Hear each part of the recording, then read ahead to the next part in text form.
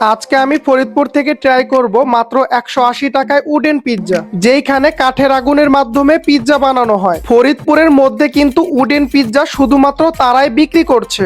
এইটা কিন্তু ফরিদপুরের একটা স্ট্রিট ফুড। এইখানকার পিৎজাগুলো কিন্তু খুবই রিজনেবল, দাম শুরু হয়েছে মাত্র 180 টাকা থেকে। তাদের কাছে কিন্তু অনেক ফ্লেভারের পিৎজা পেয়ে যাবেন, কিন্তু আমি নিয়েছিলাম 180 টাকার পিৎজা। একটা মজার ব্যাপার কি জানেন, তাদের এইখানে বসে পিৎজা খেতেও পারবেন, পাশাপাশি লাইভ পিৎজা বানানো উপভোগ করতে পারবেন। এখন দেখি তারা কিভাবে পিৎজাটা বানায়। প্রথমে পিৎজার ডোটা রেডি করে নিয়েছিল, তারপরে এই পিৎজাটার উপরে সস, চিজ আর বিভিন্ন ধরনের টপিংস দেওয়া হয়েছিল, যেইটা দেখতে খুবই সুন্দর লাগতেছিল।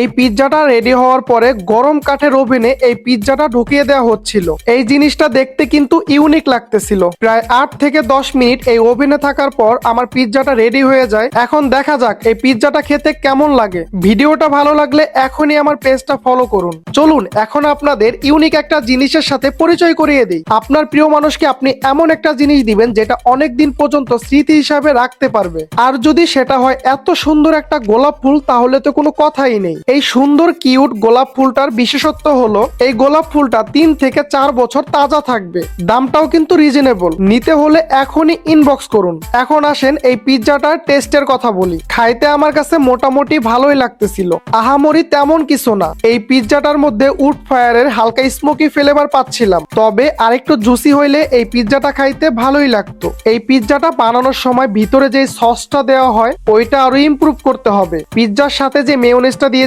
এইটা আমার একদমই ভালো লাগে নাই। এই 8 ইঞ্চি পিৎজাটার দাম রাখা হয়েছিল 180 টাকা, তবে স্ট্রিট ফুড হিসাবে এটা একদম খারাপ না। আপনি যদি নতুন কিছু ট্রাই করতে চান তাহলে এই উড ফায়ার পিৎজাটা ট্রাই করতে পারেন। আপনাদের যদি আমার ভিডিওগুলো পছন্দ হয় তাহলে আমার পেজটা ফলো করে রাখুন। এই দোকানটার লোকেশন হচ্ছে ফরিদপুর অনাথের মোড়ের আগে হেরিটেজ পাবলিক স্কুলের সামনে।